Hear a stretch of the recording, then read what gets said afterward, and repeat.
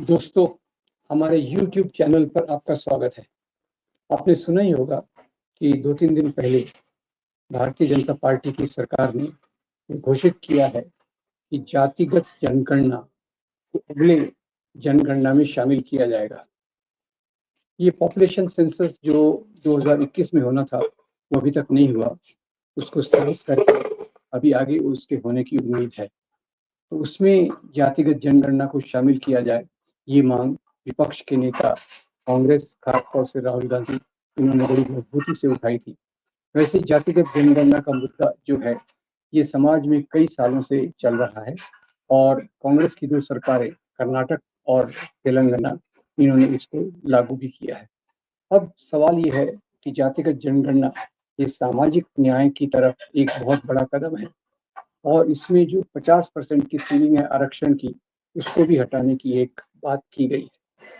अब मुद्दा ये है कि जो नरेंद्र मोदी 2014 के चुनाव के पहले कहते थे कि जातिगत जनगणना ये अर्बन नक्सली विचार है और जो भाजपा का पैतृक संगठन आरएसएस कहता था कि जातिगत जनगणना ये हिंदू समाज को तोड़ने की, बांटने की एक कोशिश है, वो अब इस बात पर क्यों आ गए कि जातिगत जनगणना लागू करेंगे और दूसरी तरफ से आरएसएस कह रहा है कि इसका राजनीतिक उपयोग नहीं होना चाहिए। जैसे हम जानते हैं, आरएसएस, भाजपा, इनका एजेंडा हिंदू राष्ट्र का है और इनके कोर में, इनके केंद्र में जो विचारधारा है, वो जन्म जात ऊंच नीच को बनाए रखना चाहती है। हिंदू राष्ट्र की विचारधारा ये चाहती है कि यहाँ सभी हिंदुओं को एक साथ करना चाहिए, जोड़ना चाहिए हिंदू राष्ट्र के रूप में, पर जाति की ऊंच नीच बनाए रखते हुए, यानी जाति की ऊंच नीच चलती रहेगी, साथ में सब लोगों को जोड़ा जाएगा। अब वो इस बात पर कैसे मान गए कि भाई जो जातिगत जनगणना है वो करवाई जाए। तो इसमें पहला मुद्दा तो ये है कि अभी जो पहलगाम में आतंकी हमला हुआ, जिसमें 26 बेगुनाह लोग मारे गए, उसके बाद ये युद्ध की बड़ी-बड़ी चेतावनियां दे रहे थे और जैसे कि अमेरिका ने और दूसरे देशों ने कहा कि यहाँ शांति बनाए रखना ज़रूरी है, तो लगता है कि ये उससे थोड़ा पीछे हट गए हैं। और जो इन्होंने बड़े-बड़े दावे किए थे, इनके गोदी एंकरों ने बड़े-बड़े दावे किए थे कि हम पाकिस्तान से बदला लेंगे वगैरह-वगैरह, तो वो उसकी हवा फुस हो गई है। तो एक तो शायद हो सकता है कि उस बात से ध्यान हटाने के लिए जातिगत जनगणना को सामने रखा गया हो। दूसरा मुद्दा ये है कि जातिगत जनगणना का जो सामाजिक दबाव है, वो बहुत बड़ा है। बड़ा इस आधार पे है कि एक तो कर्नाटक और तेलंगाना में ये जातिगत जनगणना हो चुकी है और समाज के एक बड़े तबके में इसका बहुत बड़ा समर्थन है। जैसे हम जानते हैं, 2024 के चुनाव के पहले और उसके दौरान विपक्षी पार्टियों ने जातिगत जनगणना का मुद्दा बड़ी मजबूती से उठाया था। एक तरफ उन्होंने संविधान को सामने रखा और दूसरी तरफ जातिगत जनगणना की मांग रखी। अभी आगे बिहार में चुनाव आ रहे हैं और जैसा कि अमूमन होता है कि मोदी सरकार हमेशा चुनाव के पहले ऐसा कुछ करना चाहती है ताकि उसके उसको इसका चुनावी लाभ हो। वैसे देखा जाए तो ये जो ओबीसी के आरक्षण का सवाल है, दलितों के आरक्षण का सवाल है, भारतीय जनता पार्टी ने हमेशा अलग-अलग तरीके से इसका विरोध किया है। वैसे जो एससी-एसटी का आरक्षण है, उसको भी ढीला किया गया आर्थिक आरक्षण के नाम पे और दूसरी तरफ जो यूनिवर्सिटीज़ में कई जगह रिक्त स्थान थे, उसमें इस कोटा को अबॉलिश कर दिया गया। अब जब जहाँ तक ओबीसी का सवाल है, हम जानते हैं 1990 में वीपी सिंह की सरकार ने इसको लाया था 1990 में और उसका बहुत बड़ा विरोध समाज के कई तबकों में हुआ था, जिन्होंने बड़े-बड़े प्रदर्शन किए और दूसरी चीज़ें किए।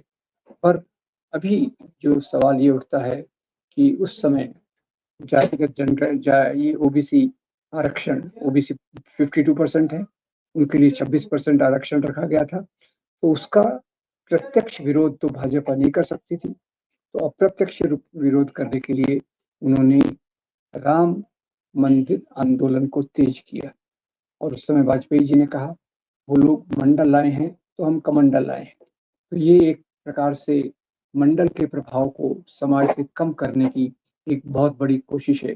और तब से ऐसा समझा जा सकता है कि भारत की राजनीति मंडल यानी सामाजिक न्याय और कमंडल यानी धर्म के नाम की राजनीति, इन दोनों में एक बड़े टकराव का संदेश हमको देती है।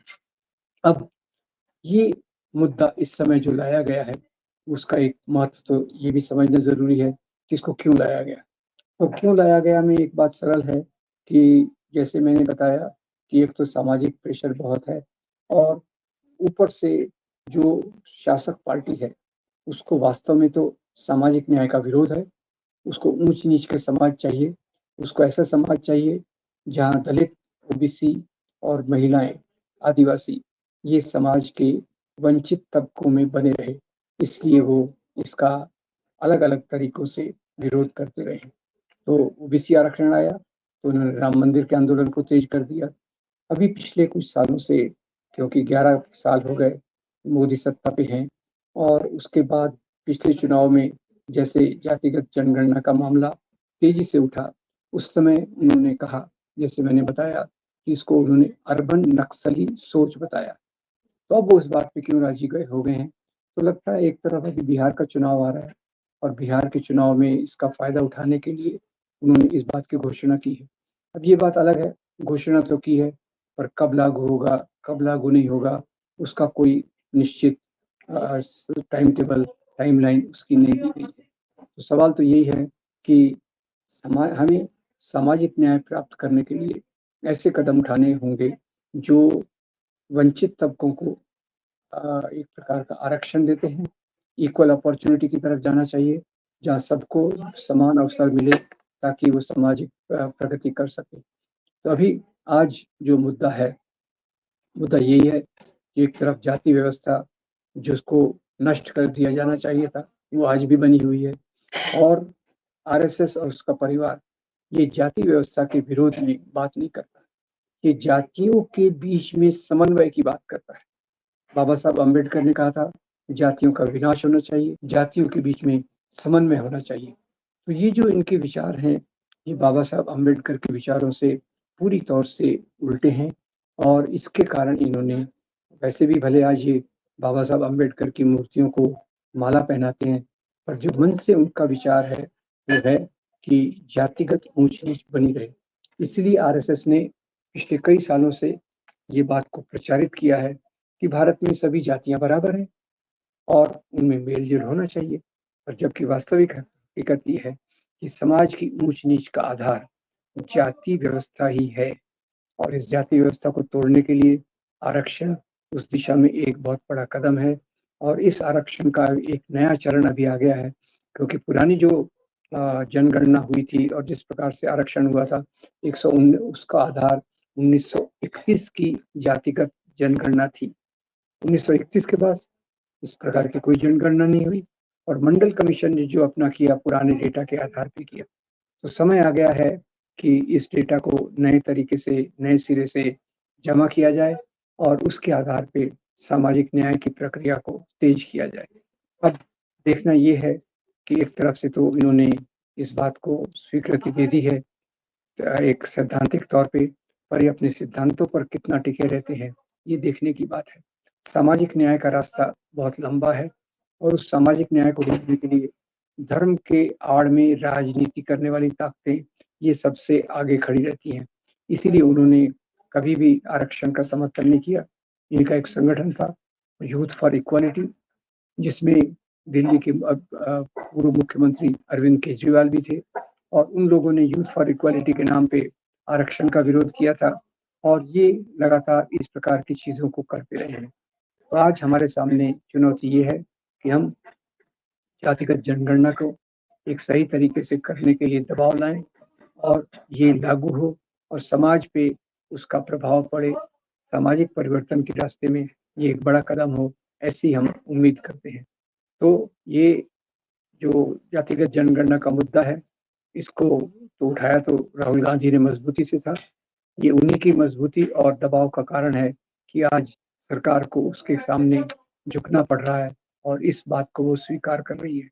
तो अर्बन नक्सली सोच से लेकर आज वो ऐसे रास्ते पर आ गई है।